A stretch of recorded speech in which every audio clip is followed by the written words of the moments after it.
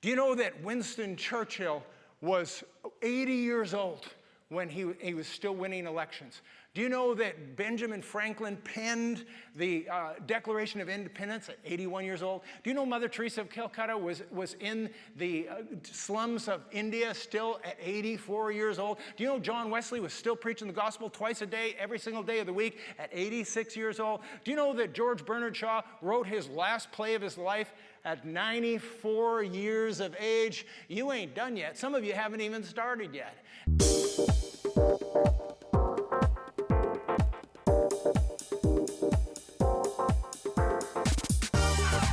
Welcome to Church of the Rock from Winnipeg.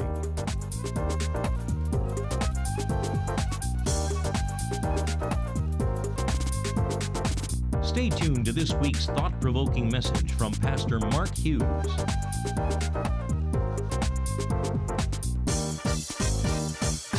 Today I'm carrying on in the series I began last week called Jesus Rocks. So the first thing that Jesus does is he restores our relationships. The second thing is he overcomes all opposition. And you know, the word overcomer is in the New Testament over 20 times. Over 20 times you are called an overcomer. Let me ask you a question. How many of you want to be an overcomer? Okay, well here's the prerequisite. You don't know what the prerequisite to overcoming is? Opposition, problems, adversity, tribulation. Aren't you glad you come to church and learn these things? Last week I told you the way to get good relationships and meaningful relationships is camping. The way to become an overcomer is to actually have something to overcome. Good news, people. You will have tribulation. Isn't that what Jesus said? What was his promise he gave us? He said, you will have tribulation in this world, but be of good cheer. Why?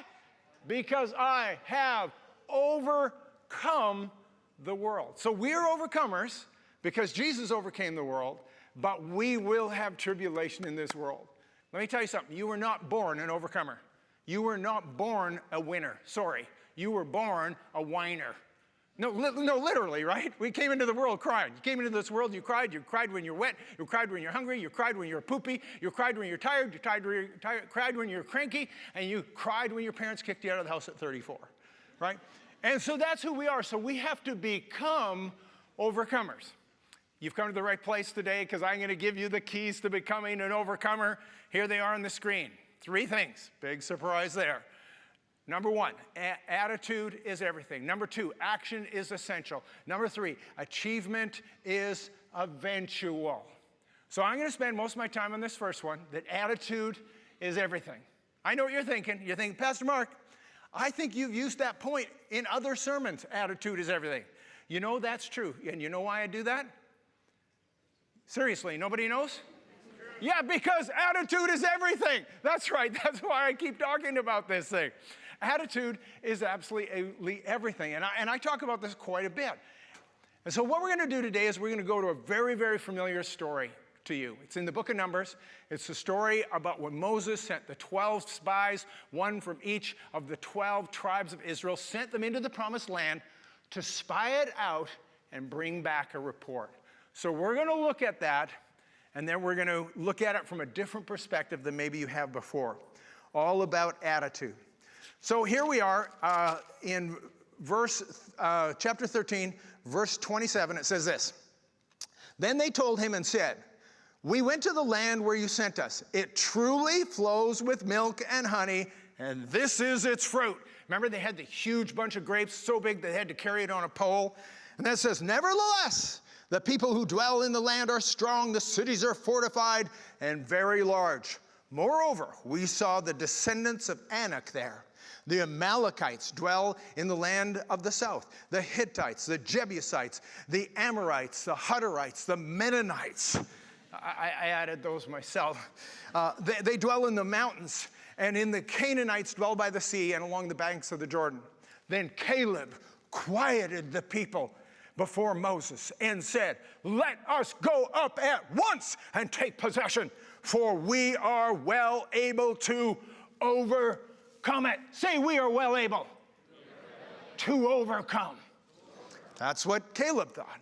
But the men who had gone up with them said, "We are not able to go up against the people, for they are stronger than we." And they gave the children of Israel a bad report of the land which they had spied out, saying, "The land through which we have gone as spies is a land that devours its inhabitants, and all the people whom we saw in there are men of great stature. There we saw the giants. The descendants of Anak came from the giants, and we were like grasshoppers in our own sight, and so we were in their sight." Now, here's the scenario. These 12 spies go in, one from each tribe, as I said. They all saw the same thing, right? They all had the same experience. They went, they camped, they spent this time together, they spied out the land together, and yet they came back with two different reports. Two said one thing, 10 said something else. My question for you is, what was the only singular difference between these two groups of people? Attitude. Why? Because attitude is everything.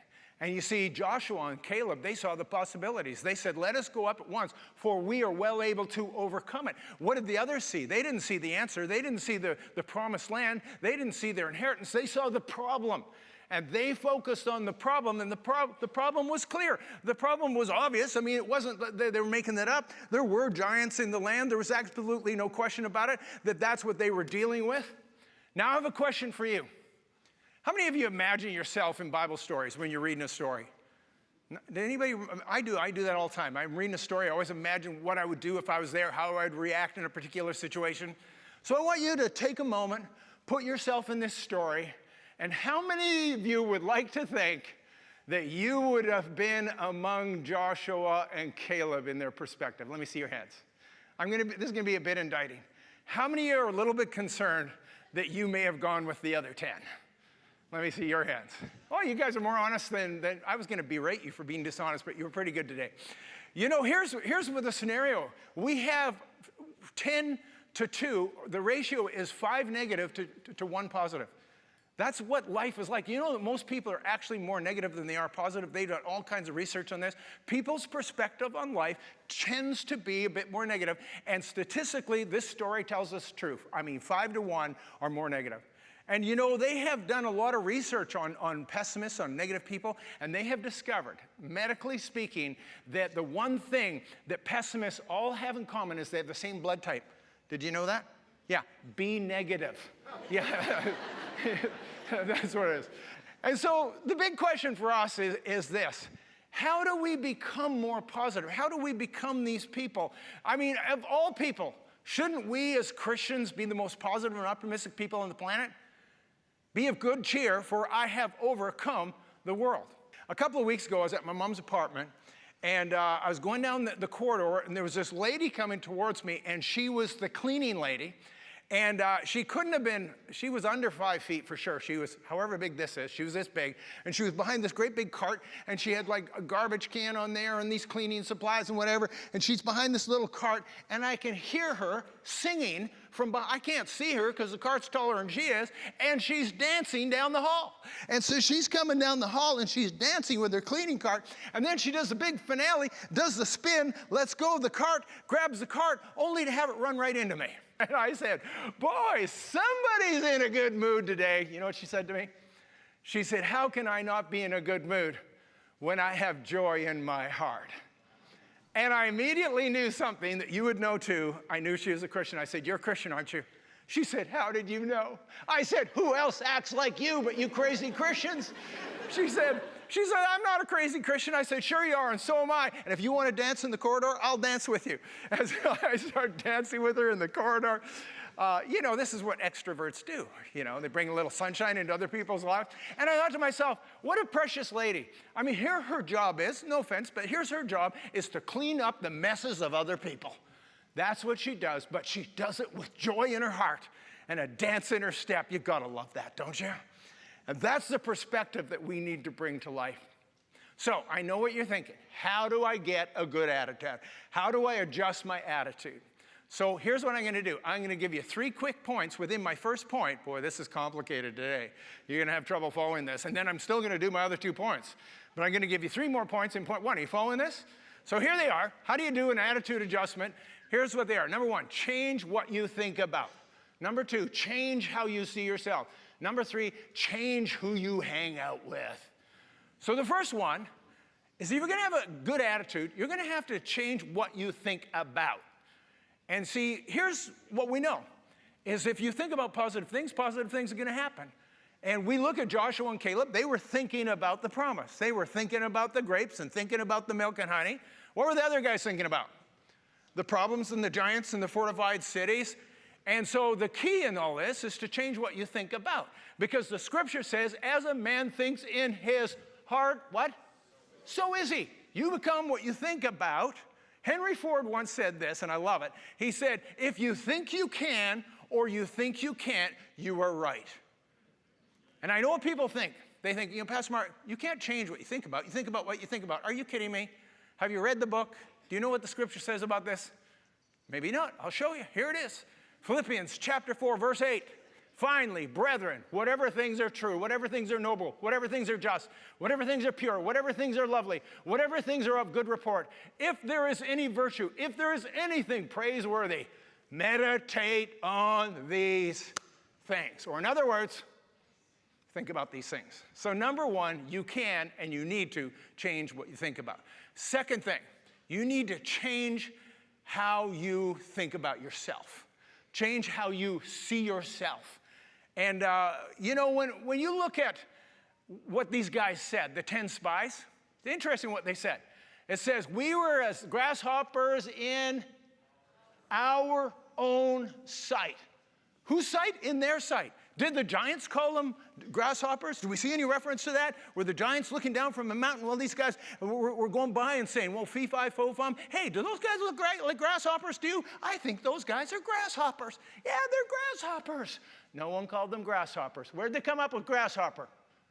It says they were grasshoppers in their own sight. Now, here's what happens. When you start to see yourself a certain way, guess what? Other people start to see you that way as well, right? We were grasshoppers in our own sight and also in their sight. See, this is what happens to us. And a lot of people go through life with these low self-esteems and this low self-confidence. Nobody put that on them. They put it on themselves.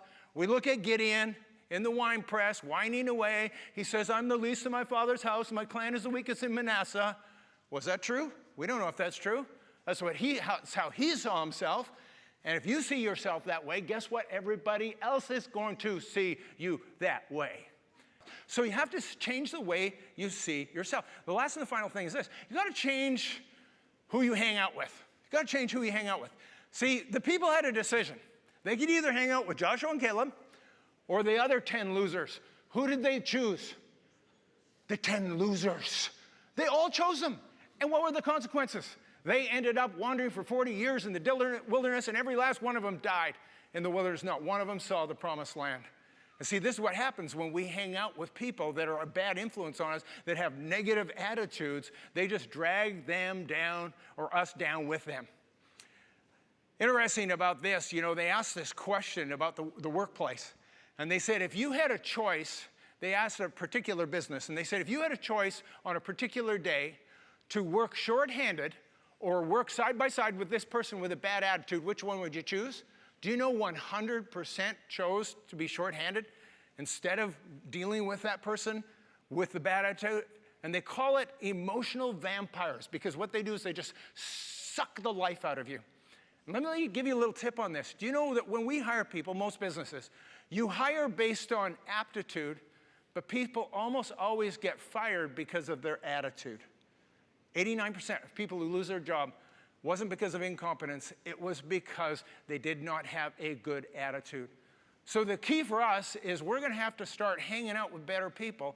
And if you're looking around those people that and asking yourself this question, what kind of people are these people? Are these the right people? And I have a little attitude test for you today. You want to take my attitude test? So here's my attitude test. One of the questions we ask people every day, probably dozens. I've already said it like 100 times today. We greet people with this. We say, how are you? Isn't that what we do? How many said, how are you to someone else today? Someone else said that to you. And we actually say that all the time. It's our greeting in our culture. How are you? Hey, how are you?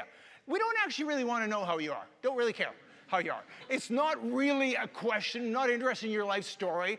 I just want a quick answer. It's a greeting, right? But I'll tell you, it's very telling.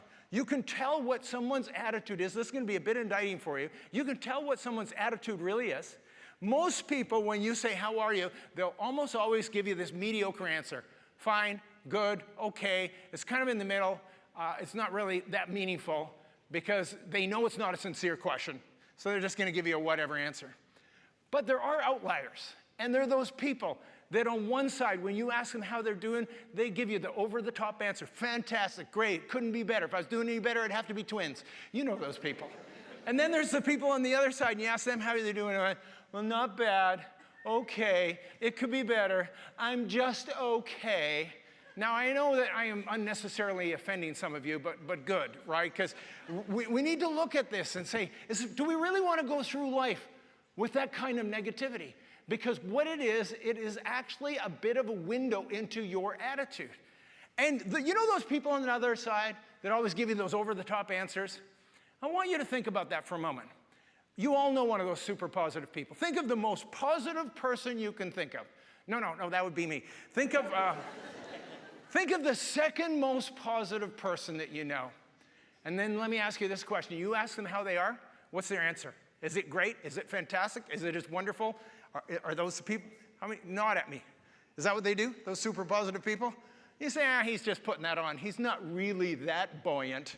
Maybe he is, right? And maybe he became that way because he made a decision to be that way, and it has nothing to do with the circumstances and everything to do with the attitude of the heart, because attitude is what? It's everything. You're figuring this out, right? So I'm going to show you a picture of a guy. Check out this guy on the screen here. This guy's name is Nick Vuich. I know, that's easy for me to say. And how many of you have ever seen this guy on YouTube or anything? I mean, this guy is an absolute inspiration. He was born, he's Australian, he was born with no legs and no arms, some condition. Not sure why, but he wasn't. And at first in his life, he was pretty disappointed with life. And he thought, I can't do things other kids can do. I can't play soccer. There's so many things I can't do. And he got bogged down in the negativity of what he could not do. He became a Christian, and he decided that he was going to change his attitude. He couldn't change the fact that he had no arms and no legs. However, he does say that he keeps a pair of shoes in his closet because he says, I still believe in miracles. Hey, you got to love that one. But he said, look, I can't change my body. I was born this way. God made me this way, or for whatever reason, this is my life. So the only thing I can change is my attitude and how I view this. And he became this absolute inspiration. He wrote a book called Life Without Limbs. He goes and speaks before literally thousands of people. Here's one picture. Look at the crowd. Look at the crowd. There's thousands of people. He's up on a table so that people can see him because he's got no legs and no arms. And he's articulate and he's smart and he's inspiring. And he tells people, you don't really have any problems in your life. The only real problem you have is your attitude and your perspective on life. And if you can change that, everything else is possible. So I just want to show you some pictures of stuff he does because I think it's amazing. Look at this first picture. In this one, he's out golfing. No legs, no arms. He's golfing. Look at this one. He's out skydiving. Needed a little help with that one because someone had to pull the ripcord, right? Then check this one out. He's out surfing. This one cracks me up. He can swim. And I'm thinking, he looks like he's swimming like a rock to me, but who might argue with this? And someone said, how can you swim with no legs and no arms? He says, I have no legs and arms to drag me down. And it's all about attitude. It's all perspective. Here's what I want to say to you. If this guy can go through life with all of his limitations with a great attitude, what's stopping you, right? Because attitude is everything. So that's the first point. Told you I was going to spend most of the time on that, and then I'm just going to spend a few moments in these last two. But the next one is this, that action is essential. I don't care how good your attitude is, at some point you have to act on it. You have to act if you're going to see the inevitability of getting the results that you need in life. What did Joshua and Caleb say? They said, let us go up at once, for we are well able to overcome. In other words, they knew they had to go and do it. They knew they had to act on it. And if you look in Scripture, particularly the New Testament, almost every miracle that we see in the New Testament, Jesus required somebody to act. I've told you this many times before, that faith is really a function of belief and action, acting on it. The paralytic got lowered down through the roof.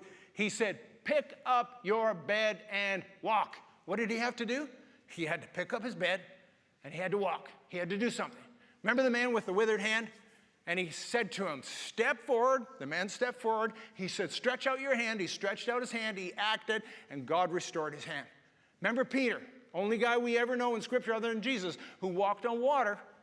What did Jesus say? He said, Lord, if that's you, bid me to come. He said, come, step out of the boat, buddy, let's go.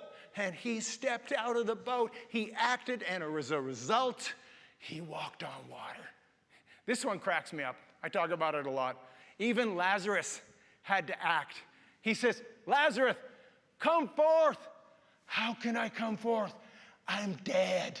He told a dead guy to act, and I love it because Lazarus acted, and he came out wrapped in grave clothes. He acted, and as a result, he got the evidence that he needed. Here's the thing we get stuck on. See, the reason they didn't want to act was there was giants in the land. Since when do giants stop us?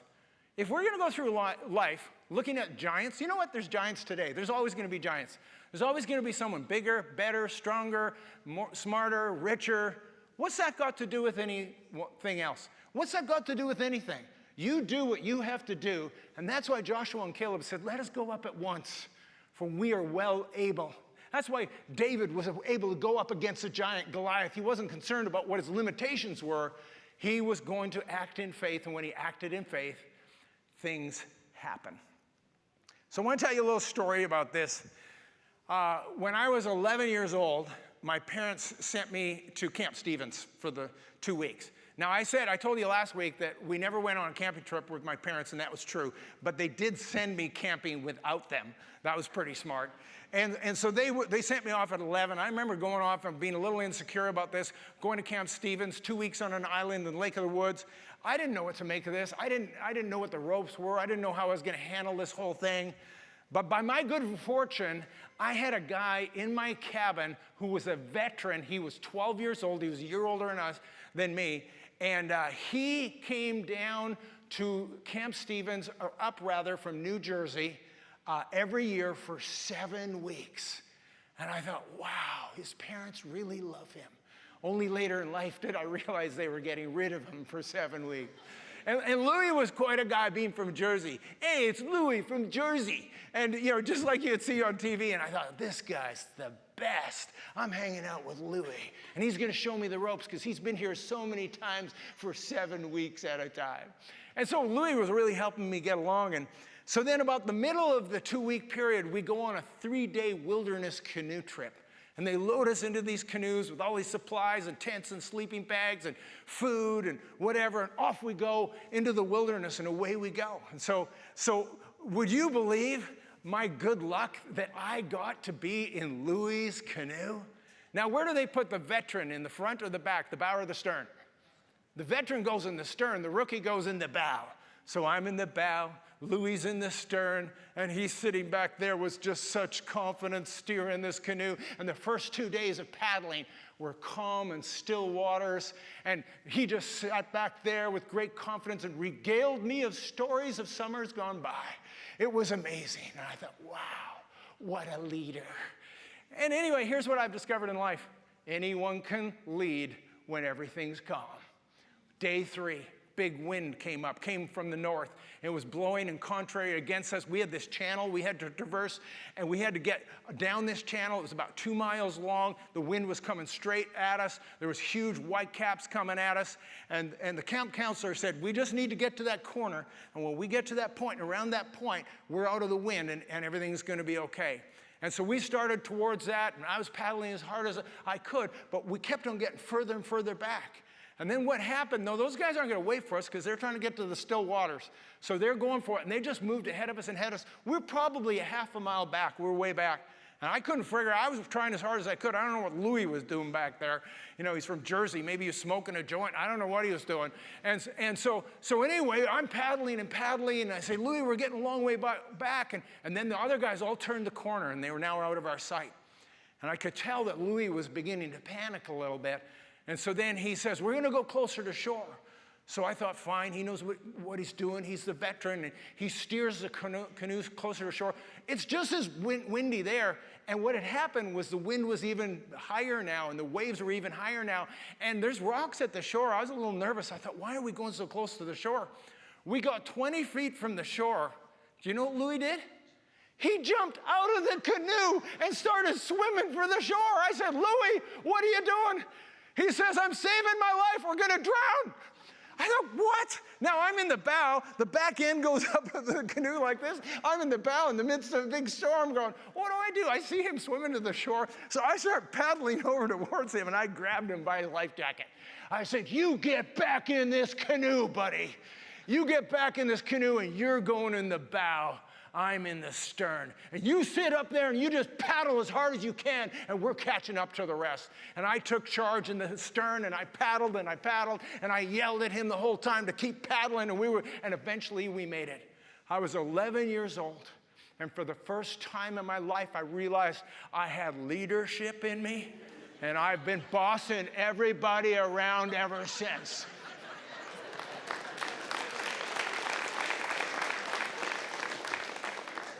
Number one, attitude is everything. Number two, action is essential. And the last and the final thing is this, is that achievement is eventual. It's inevitable. If you'll do the first two, you're going to get it. But here's what you need to understand. You are not going to get it overnight. Anybody know how long it took for Joshua and Caleb to possess the promised land? Anybody know how long that was?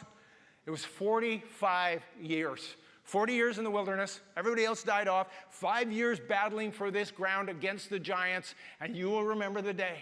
Caleb stood up at the bottom of Mount Horeb, and he said, here I am this day, 85 years old, and I'm as strong this day for making war and going in and going out as I was when Moses sent me. Therefore, give me this mountain.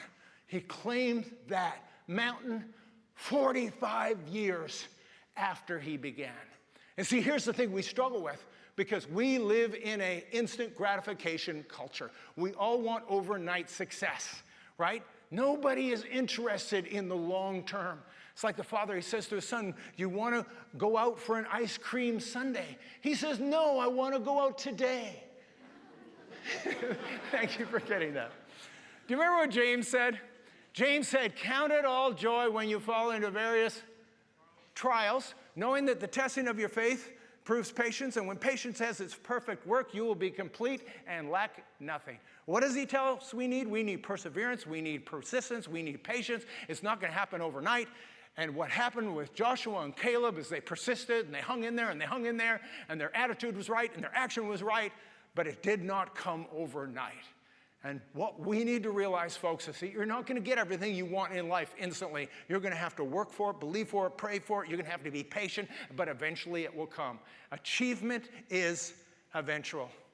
Do you know that Winston Churchill was 80 years old when he was still winning elections? Do you know that Benjamin Franklin penned the Declaration of Independence at 81 years old? Do you know Mother Teresa of Calcutta was in the slums of India still at 84 years old? Do you know John Wesley was still preaching the gospel twice a day, every single day of the week at 86 years old? Do you know that George Bernard Shaw wrote his last play of his life at 94 years of age? You ain't done yet. Some of you haven't even started yet. And if you look into Scripture, you see everybody took time. Joshua and Caleb was 45 years. You remember David was 7 years from the time he was made king till he got his inheritance of being the king. We look at Joseph. He was 13 years before his dream was fulfilled in Egypt. We look at Abraham, 25 years before he had that child of his, Isaac, and he was 100 years old. And so you look into Scripture and you realize you're not getting your answer immediately, but you will get it eventually. Because attitude is everything, action is essential, and achievement is eventual. Because you will have tribulation in this world, but be of good cheer, because Jesus has overcome the world. Let's stand together. If you'd like a booklet to help you understand more about God's gift of forgiveness and reconciliation through Jesus Christ, please contact us, and we'd be happy to send you a free copy of the Book of Hope. Visit our website at www.churchoftherock.ca. Thank you for watching, and God bless you.